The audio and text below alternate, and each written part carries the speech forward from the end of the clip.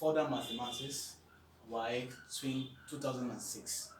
Okay, this is different from the regular video I've been uploading, but I just want to draw attention to it. Now, this is a question before us. It says, if 2 raised to the power 2x minus 3y equals 32 and log x base y equals to 2, find the values of x and y. This particular question, you are going to apply the laws of indices. Are you getting it? The laws of indices alongside with the laws of logarithm. So to begin with, let's take the first statement. We know that 2 raised power 2x minus 3y equals to 32. We can express 32 in index form. 32 in index form will become 2 raised power 2x minus 3y equals to 2 raised power 5. Because 2 multiplied 5 times would give you 32. So this is okay. Now, the rule says that if you have an equation like this, okay, and the base of the numbers in index form is the same, then you can confidently equate the power. So here 2, the base here is the same as this. So we're going to say equate the powers. So here on the left hand side you have 2x minus 3y, and on the right hand side you have 5. Call it your equation 1. Alright? The second part of the statement says, if we have also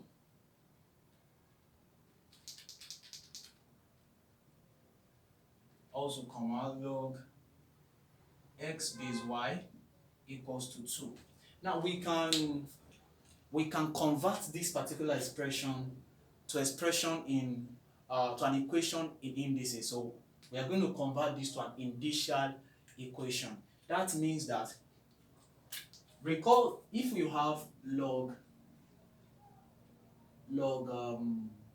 10, log 100 base 10.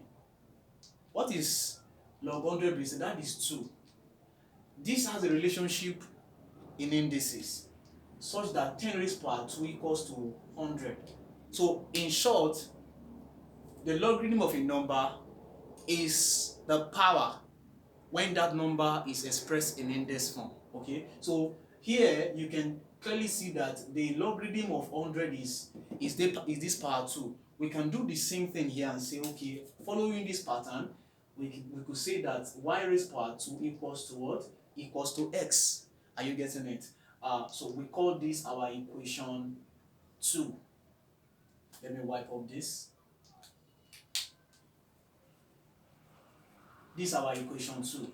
Now, what we are going to do next is, because we cannot solve for x and y at the same time under this condition, we are going to substitute the value of x in equation 2 into equation 1. So I'm going to say substitute x equals to y squared into equation 1, and that will give us 2y squared minus 3y equals to 5. And hence we can solve this simultaneously. We can solve this quadratically by factorization. So this one is going to be 2y squared minus 3y minus 5 equals to 0. This is a equation, and then we solve.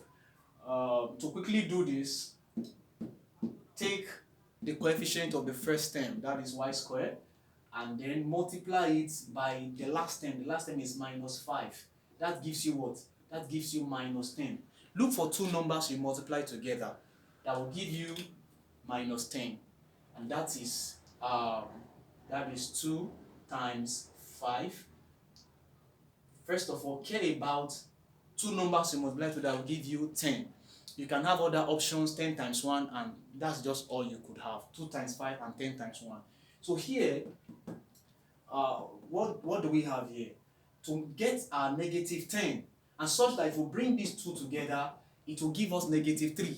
What are we going to do? By the time we put plus here and minus here, what are we going to get? we are going to get a negative 10 here. And so you can see that plus 2 times negative 5 is negative 10. And then plus 2 minus 5 is negative 3. So you can confidently replace this negative 3y by these two terms, okay? It doesn't change the equation. It only enables you to factorize easily. Without that, you cannot factorize. Now, what are we going to do here? We are going to say 2y squared minus the first one, 2y, plus 2y minus 5y minus 5 equals to 0. House two terms, we have 5y minus 5 equals to 0. What's common here?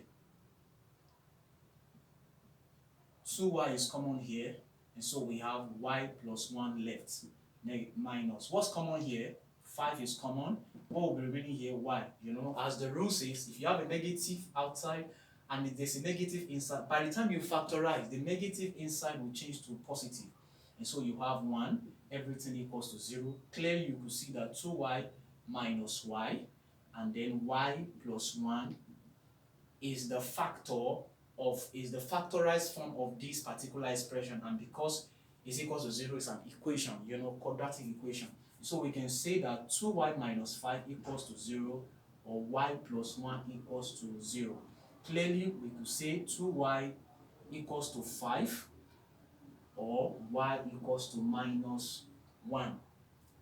Alright, so here, our y, divide both sides by 2 here, your y will be 5 over 2, or your y will be minus 1. So those are the two values we are getting for y. However, that's not where we are going to stop. We are still looking for the value of x. We are looking for the value of x. So what we are going to do next is that we'll substitute those values of y into equation 2, and that will do it for us.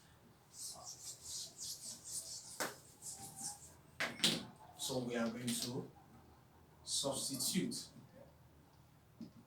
the values of y into equation 2. Now we begin. When y equals 5 over 2, what do we have? Remember, that will be 5, x will be 5 over 2 squared. We are using this equation here, equation 2.